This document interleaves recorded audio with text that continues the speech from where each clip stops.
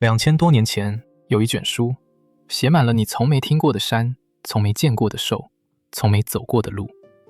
书里说，有人能跟太阳赛跑，有丢日日闲时要把整片东海填平，有战神被砍下头颅，却仍以乳为目，以旗为口，举着盾牌和大斧，继续向天起舞。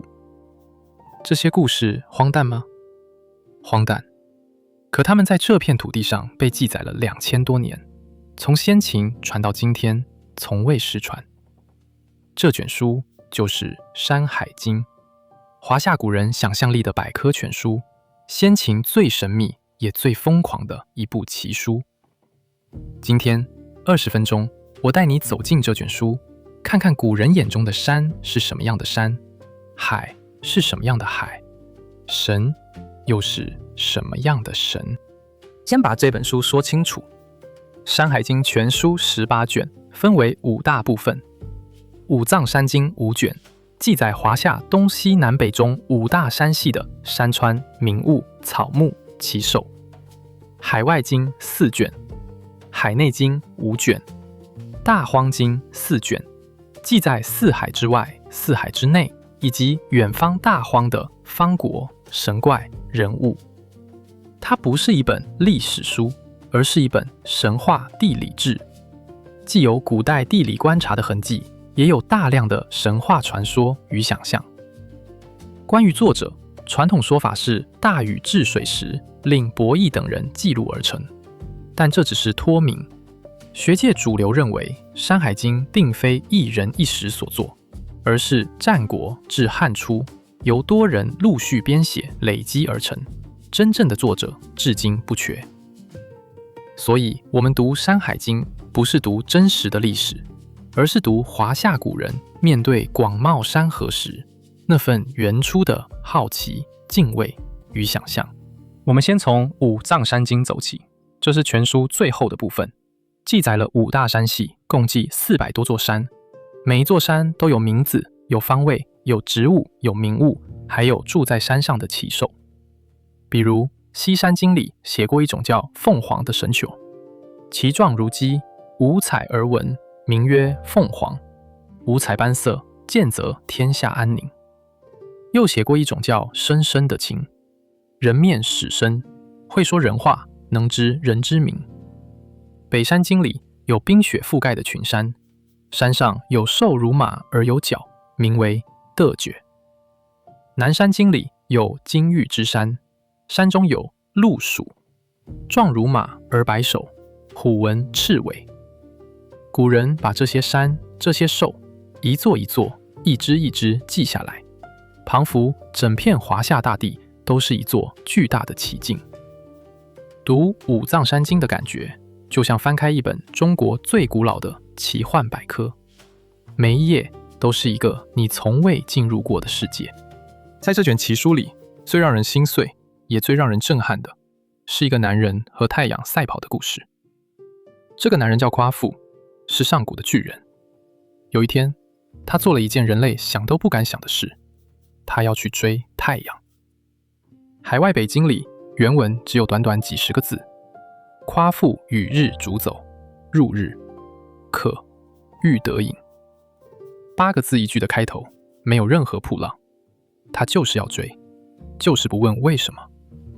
他一路向西奔跑，脚步震动大地，影子掠过群山。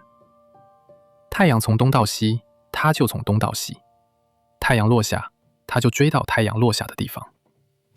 古人没有写他为什么要追日，也许是为了人间有更长的光明，也许只是为了证明人也可以与天争。但无论为了什么，这场奔跑本身就已经是华夏神话里最壮烈的一幕。一个渺小的人向那轮永恒的太阳发起了挑战。可是太阳太烈，路太远，夸父终究是人，不是神。原文接着写：饮于河渭，河渭不足，北饮大泽。他追到口渴难忍，俯身喝前了黄河与渭水2条大河，还是不够。他再向北，奔向北方的大泽，想去喝那里的水。但最后一句是整部《山海经》里最令人沉默的8个字：未至，道可而死。弃其杖，化为邓林。他还没走到，就在路上渴死了。临死前，他把手里那根追日的杖丢下，那根杖落地生根，化成了一整片桃林，后人称之为邓林。古人没有为这场失败哀叹，反而把夸父的杖画成了一整片可以为后人遮印结果的桃林。这是华夏神话最深的温柔。人虽然失败了，但他留下的会继续滋养后来的人。夸父逐日，逐的不是太阳，是一种人类永不放弃的不量力。《山海经》里另一个和不量力一样动人的故事，是一只小球儿，它叫精卫。《北山经》这样记载：右北200里，曰发鸠之山，其上多柘木，有柝焉，其状如乌，文首，白喙，赤足，名曰精卫。发鸠山上有一种长得像乌油的球，头上有花纹，白色的喙，红色的脚，叫声像在喊自己的名字：精卫，精卫。可这只球原本不是球。原文写：是燕帝之少女，名曰女娃。她原是炎帝最小的女儿，名字叫女娃。女娃游于东海，逆而不返，故为精卫。有一天，女娃到东海边去玩，不小心被海水卷走，再也没有回来。她死后，灵魂化为了一只小球儿，从此每日从西山衔起一块块木头和石头，飞越千里，丢进东海。她要把那片淹死自己的海，一块一块的填平。想想这个画面吧，东海多大，精卫多小，他那点小小的喙，一次只能衔一块小石，一根小木，而东海是无边无际的茫茫大海。原文用最朴素的8个字写出了这场荒诞又悲壮的劳动：常衔西山之木石，以阴于东海。阴这个字就是填塞、阴塞，他要把整片东海填掉。一日复一日，一年复一年，他永远在飞，永远在衔，永远在填。他明知道做不到，但他不停。这是《山海经》留给后人最动人的一个意象：弱小并不防御倔强，明知不可为而为之，本身就是一种尊严。后世读书人读到这一段，无不沉默，因为每一个在逆境中坚持的人，心里都住着一只精卫球。他不是为了填海，而是为了证明我曾经来过，我曾经反抗过。《山海经》里最疯狂也最让人血脉奔张的是另一位英雄，他叫刑天。《海外西经》里写：刑天与地争神，地断其手，葬之长阳之山。刑天和天帝争夺神位，败了，被天帝砍下头颅，埋在长阳山。一般神话到这里就结束了，英雄死了，故事完了。但《山海经》的原作者给了刑天一个史上最疯狂的结局，乃以乳为目，以其为口，操干起以舞。他没有头，但他不死。他以自己的乳头当作眼睛，以肚脐当作嘴巴，一手举盾，一手挥斧，继续向天起舞，对着那个砍他头的天帝继续战斗。后世晋代陶渊明读到这一段，写下千古名句：刑天舞干起，猛志故常在。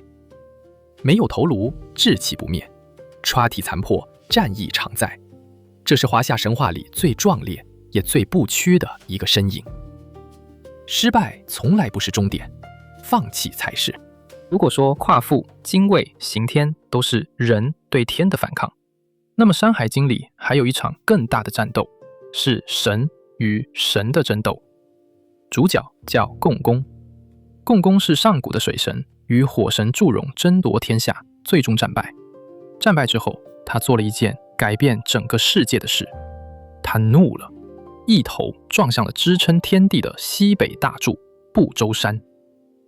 轰隆一声巨响，不周山被拦腰撞断，原本撑起天空的4根柱子断了一根，原本挤住大地的4条蛇索断了一条。